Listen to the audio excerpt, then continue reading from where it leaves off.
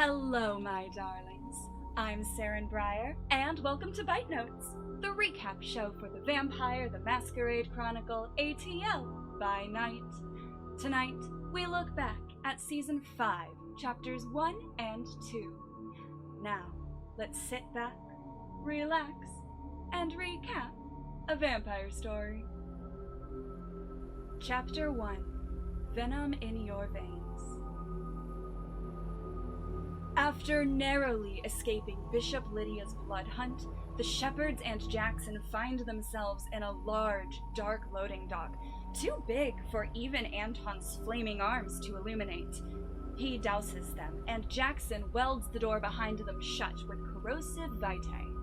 Hexadecimal, who joined the group unseen while they were fleeing, drops her obfuscate. After Dot's betrayal, Melisandre and Thomasina are wary of Hex turning up now. They interrogate her motives until Jackson interrupts them to point out Aaron is missing.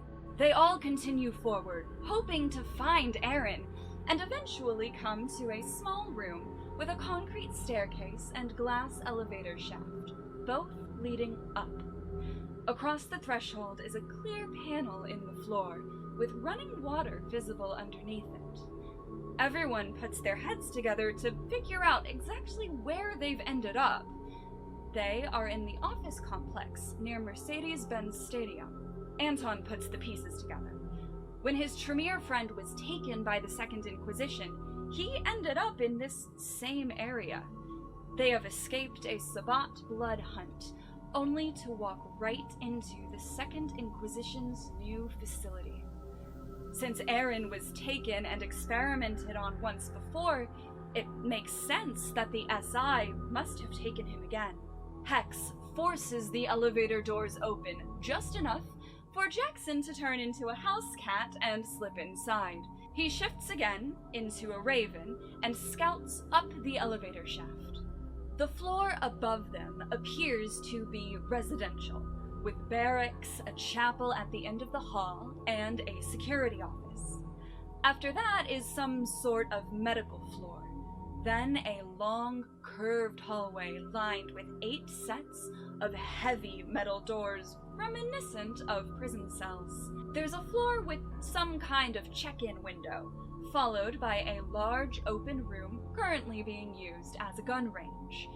There's certainly at least a few more floors, but the elevator prevents Jackson from going any higher, and the facility is clearly not empty.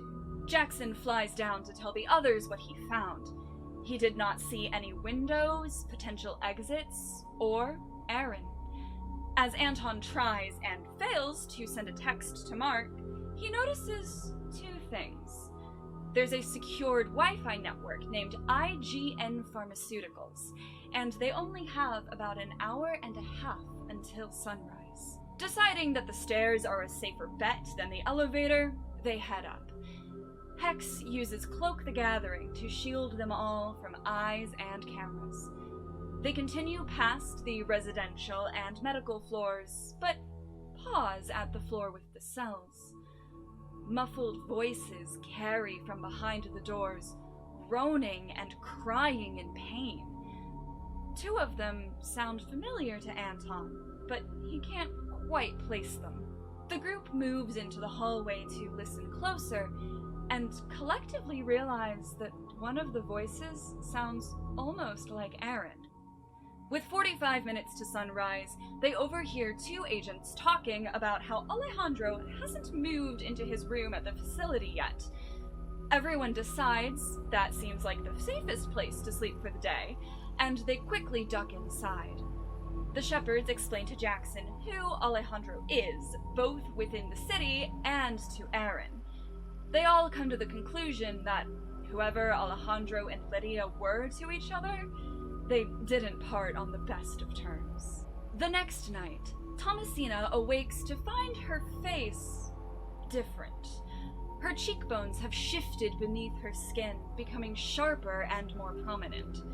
She starts to panic, and Jackson quickly identifies what has happened.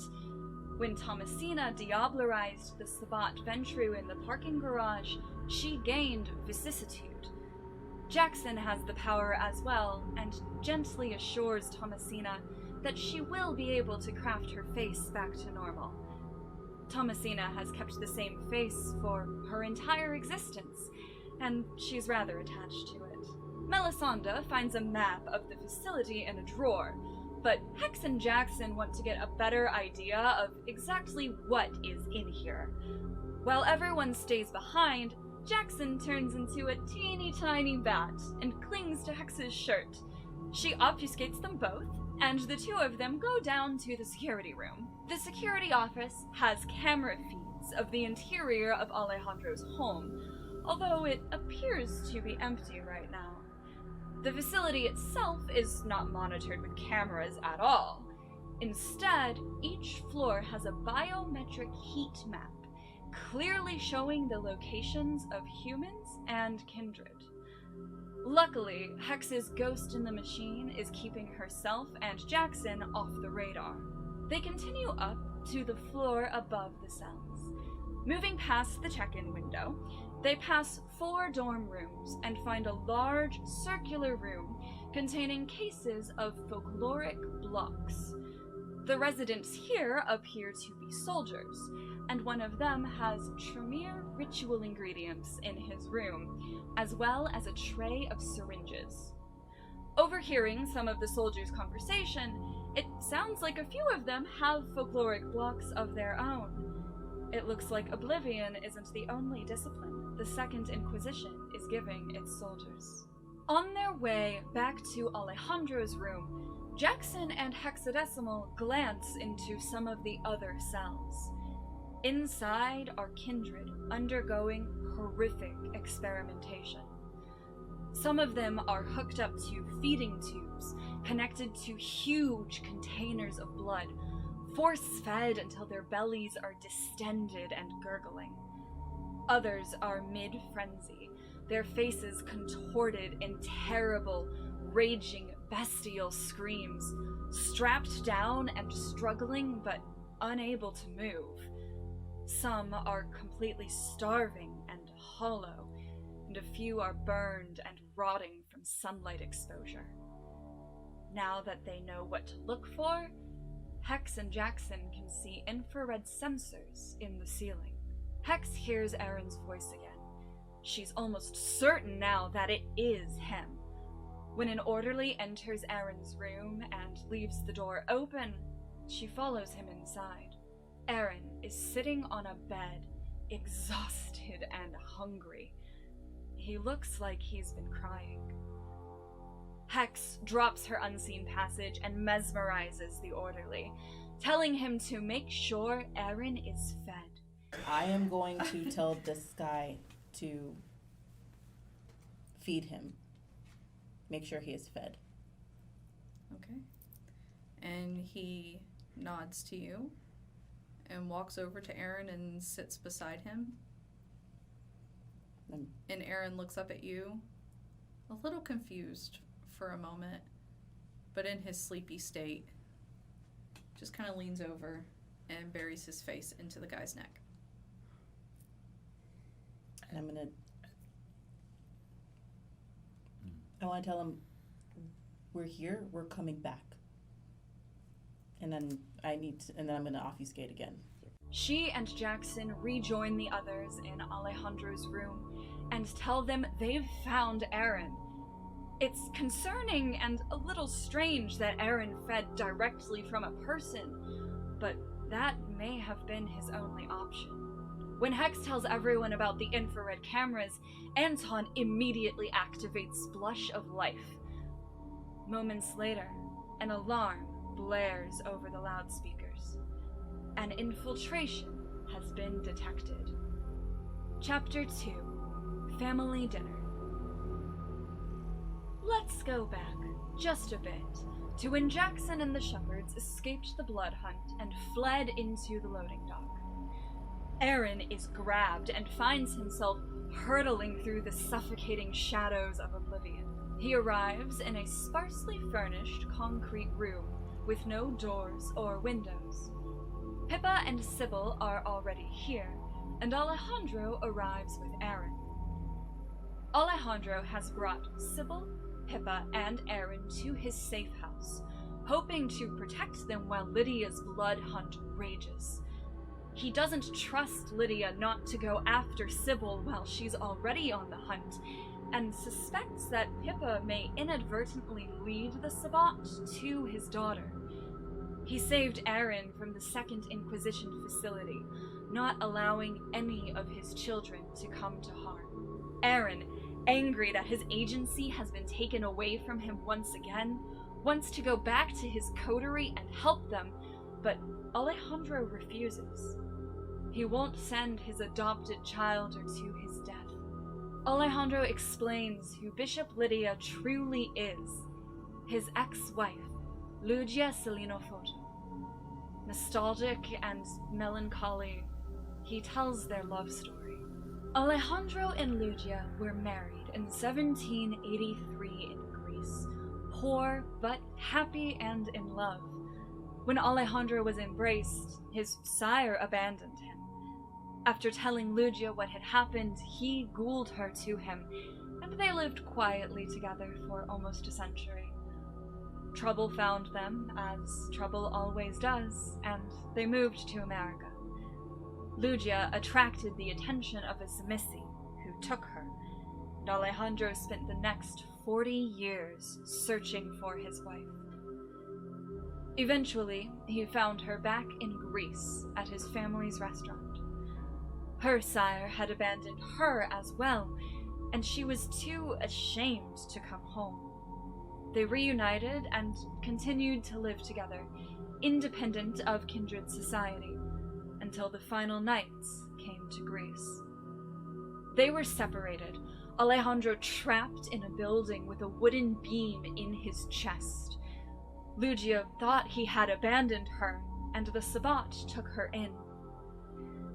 Her pack priest told her he had visions of Alejandro using the final nights to leave her and start a new life. The Sabbat saw her broken heart and used it to twist and change her. It's what they do. Alejandro knows that Lydia will need to be stopped, and that the surest way to do so is to kill her, but he can't bring himself to do it. Despite everything, he still loves her. As a last resort, he will ask Chantilly Harris to deprogram Lydia. It's a long shot, but worth a try. Aaron doesn't really care about Alejandro's history. He doesn't want to be protected, and he tells Alejandro not to put him in this position again, even if it ends in his own torpor or final death. This is all a lot for Sybil to take in, and she asks Alejandro why he embraced her in the first place. His reasoning is simple, if not well thought out. He thought if he had a family, Lydia would realize the error of her ways and come home to him. Pippa is defensive and condescending about Alejandro's opinions of the Sabbat. She claims they never radicalized or took advantage of her. The Sabbat has taken care of her and given her a home. Alejandro refutes this. The Sabbat targets those who are hurting and uses their own pain to indoctrinate them. Pippa snidely tells Alejandro that Lydia made the decision to join the Sabbat of her own free will, and now he's vilifying an entire belief system because he can't accept that. In response, Alejandro wraps a tendril of shadow around Pippa's throat. You get the final words out. He does let you finish. A shadow wraps around your throat, holding you. Do not make such claims in my presence. I know what was said to her. I killed the man who said it to her, the man who deranged her mind. He laughed as you do. when he told me what he did to her and how much he loved to take her from me. So do not try this fucking attitude in my home. And the shadow drops from around your neck.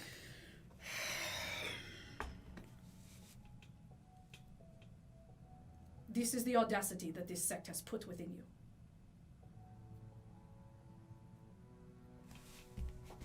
I lost everything, and you mock. You're not the only one who's lost everything. I know that. All kindred lose everything the second they are embraced. I know that you have lost so much. It's what they look for. It's what people in that group look for. It is what one of your friends was when she was turned. Your little friend, Hexadecimal.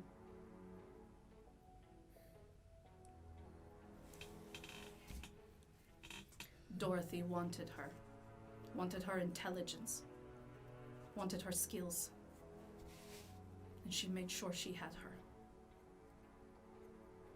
With the sun about to rise, Sybil assures Aaron they will figure out how to help the shepherds tomorrow.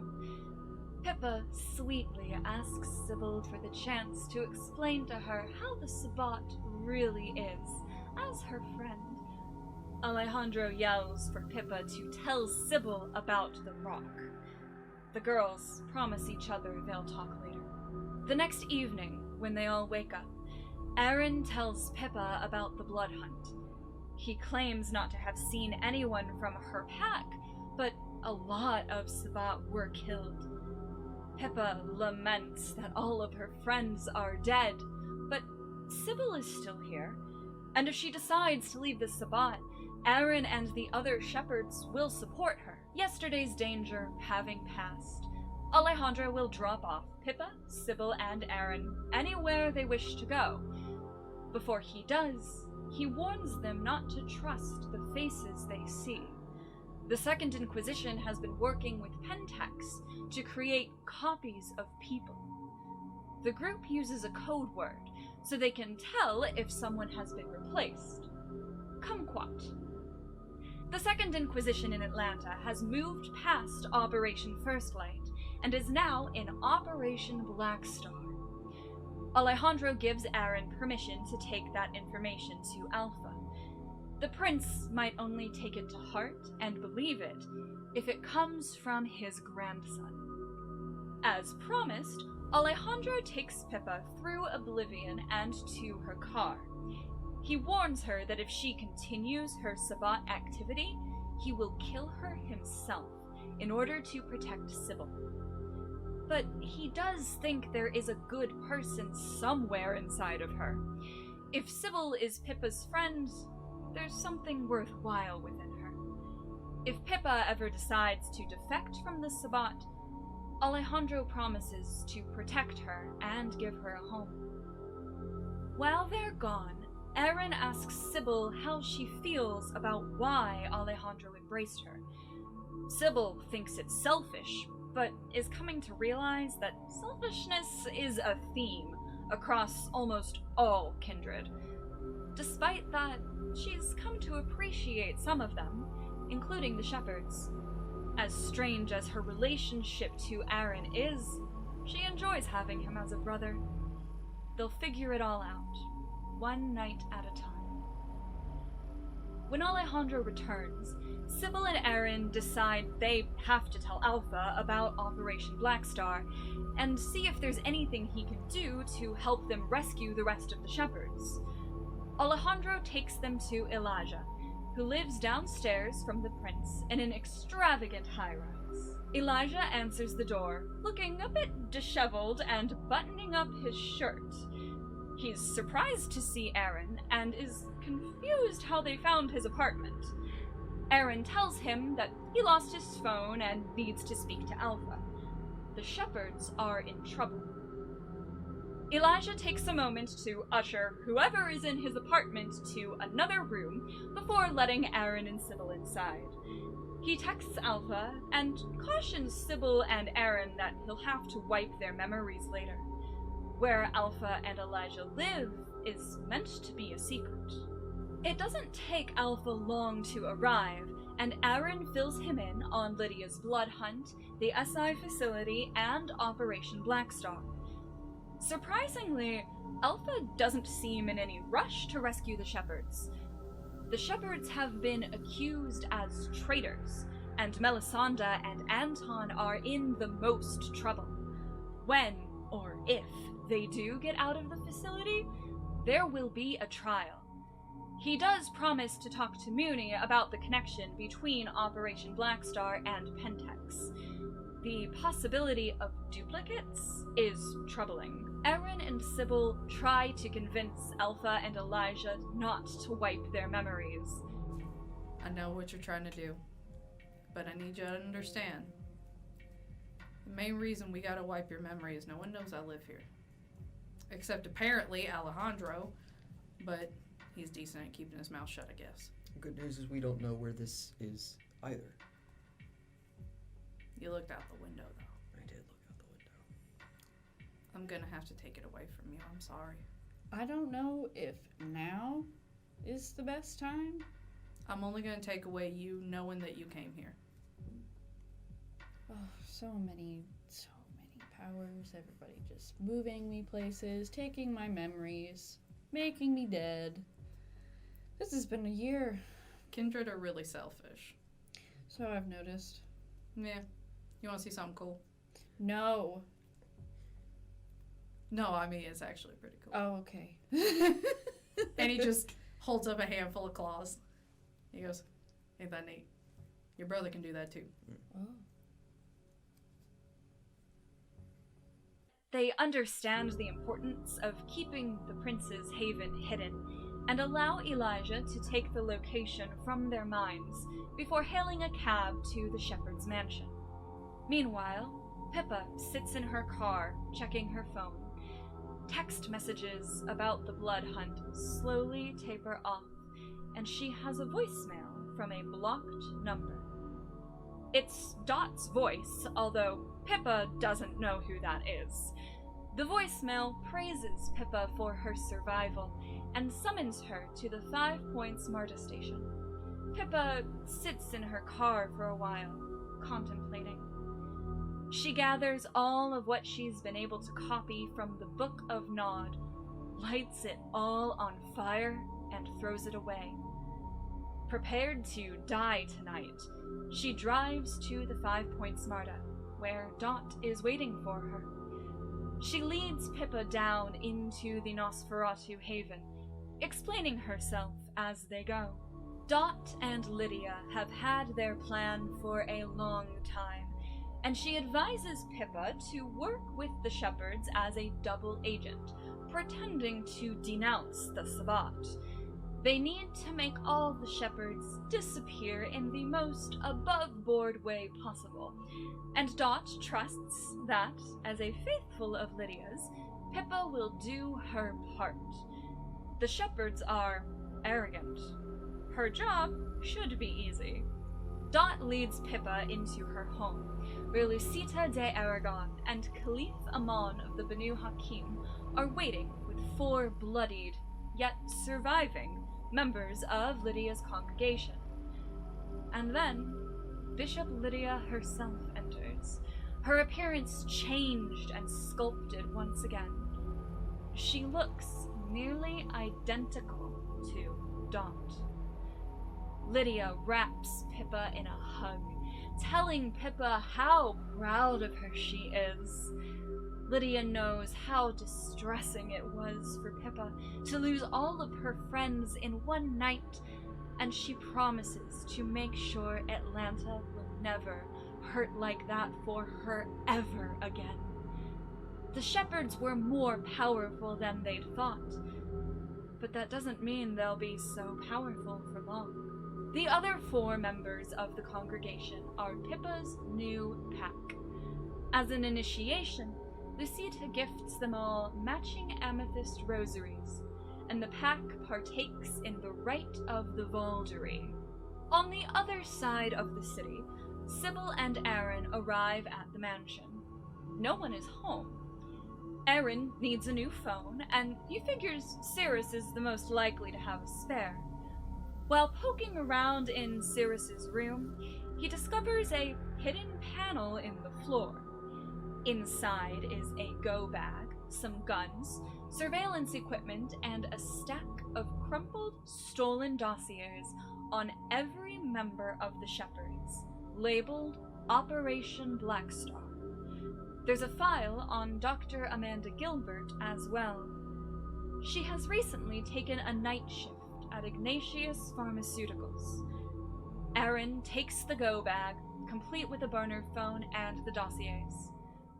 As he bids Sybil farewell, the phone receives a text from Alpha that reads, "I think I have a plan. Meet me at the Masquerade." Thank you for tuning in to BiteNotes. Remember, liking, commenting, and subscribing does not violate the Masquerade. You can view full episodes of ATL by Night on our YouTube channel. We stream Tuesdays at twitch.tv/ATL by Night. Remember to support us on Patreon and follow us on Twitter. Until next time, good night.